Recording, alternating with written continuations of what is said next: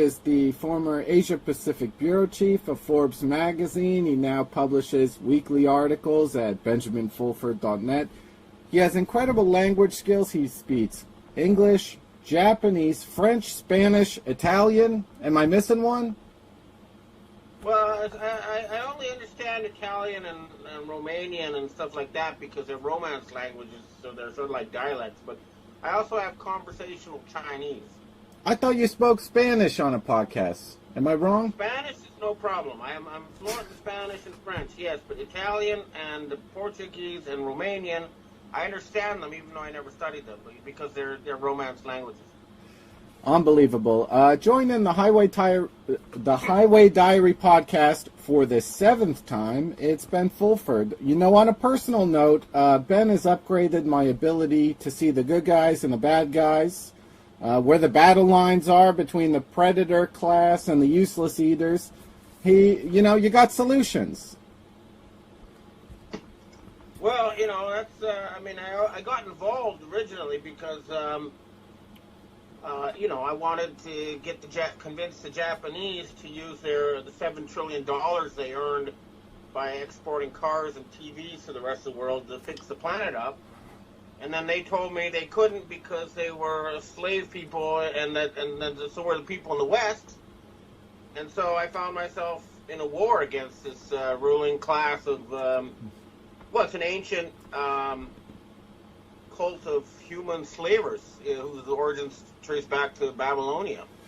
I don't know if you know this about me, Ben. I'm like a crow. I find little shiny objects, kind of like a silver dollar on a cobblestone street, I find pieces of conflicting information and they stick out to me.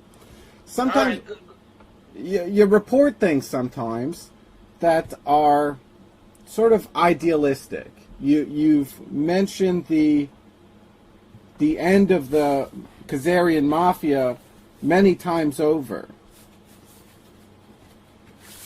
We're talking about something that's been going on for thousands of years, and it's sort of like when you're in the Soviet Union during the collapse of the communism. It wasn't an overnight event, It was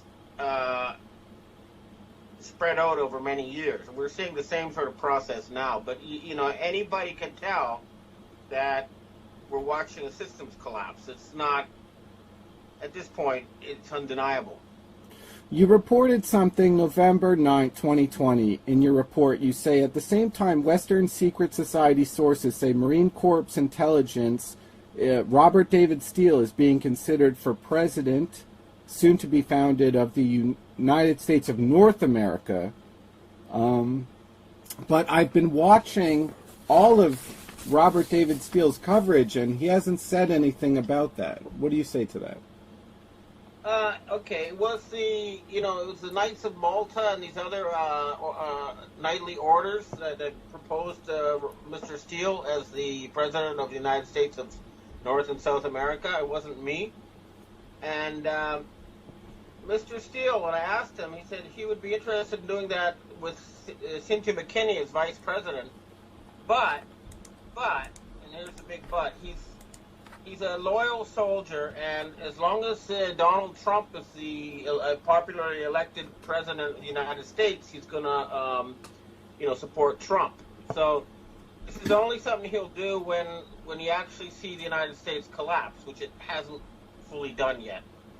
This is what Robert David Steele has said about the 2020 election.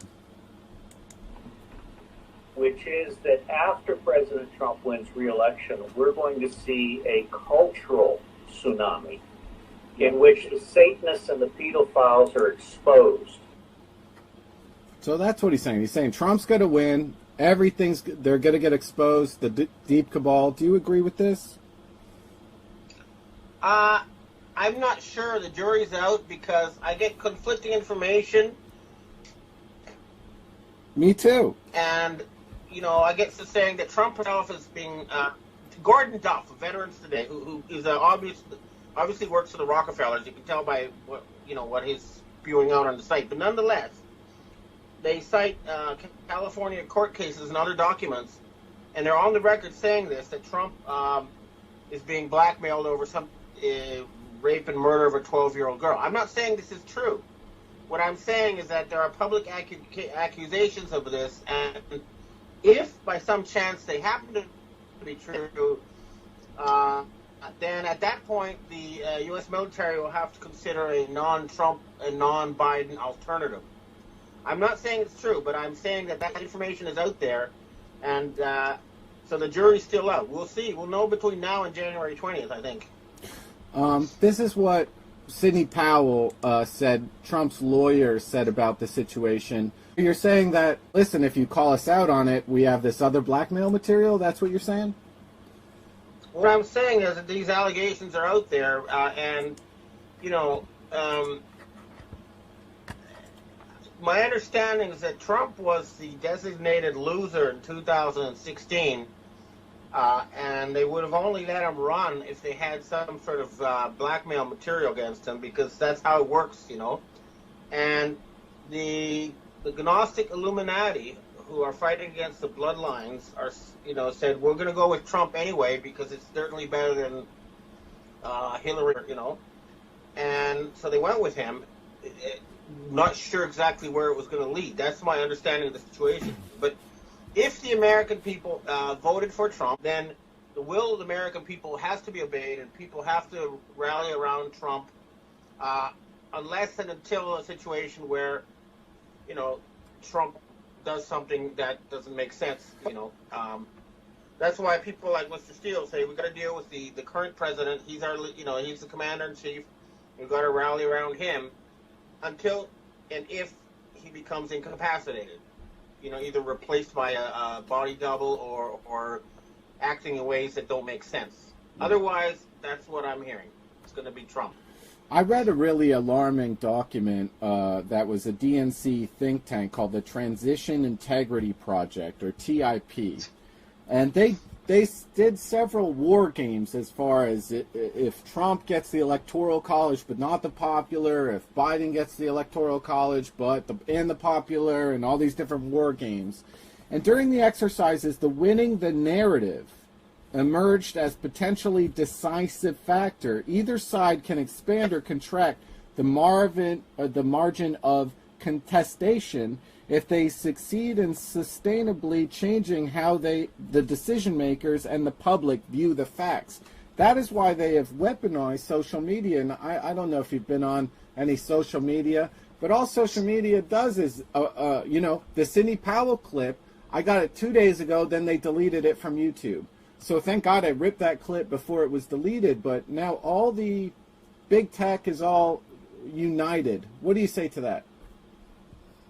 Yeah, I mean, look, there was evidence out there that Mark Zuckerberg, who is a grandson of David Rockefeller, used 5 different foundations to funnel $500 million through 10 different so-called non-profit organizations to help finance the election. That's out there in the public now. And I've always said that the Rockefellers and these families, they control the Fortune 500 companies through foundations. I've been saying this for years, and here we have a public example. So it's the families that own the Fortune 500 companies that have to be dealt with if this is going to be a victory for the American people. You know, I want to point out some things. Now, you know, you say there's a fog of war. Now, I want to say several times in the past you've claimed that it was the Babylonian debt slave system is collapsing. You said that December 7, 2008. May 12, 2010, you wrote a new dollar to replace the U.S. dollar is going to be introduced May 11th. So May 2010. March 2015. There are now many undeniable signs that a historic black swan event is imminent. You know, now November 9, 2020, the ongoing U.S. presidential election is a coup. So every sort of 5 years, you know, and some of my previous guests have been saying, this guy's disinfo. And I'm not sure about that, because I think that there's a war going on, right? All right, look, first of all, you got to remember that as a reporter, I report what people tell me. So if, for example, if I'm doing a story about a divorce, I give a he said, she said, right? There's contradictions. I just have to list what both sides are saying, and let the readers or the listeners decide. But in terms of what people have told me, there was a proposal to replace the dollar, for example, with an Amero. That was out there. And then some American financial types showed up in China with pallets of these shiny Ameros and basically said they wanted to cut their debt in half by having one Amero, $1 worth two Ameros. And the Chinese told them where to stick it, you know.